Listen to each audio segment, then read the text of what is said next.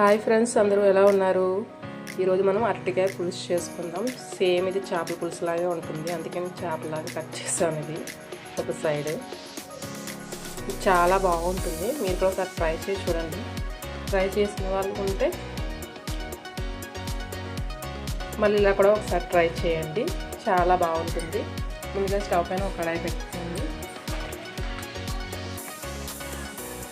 కడాయి పెట్టుకొని ఇందులో 2 table spoon oil add చేసుకోండి.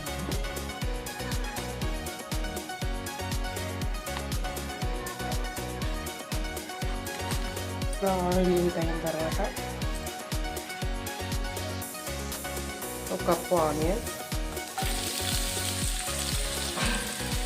4 పచ్చిమిరపకాయలు కొంచెం ఫ్రై అవ్వాలి, గోల్డెన్ కలర్ రావాలి.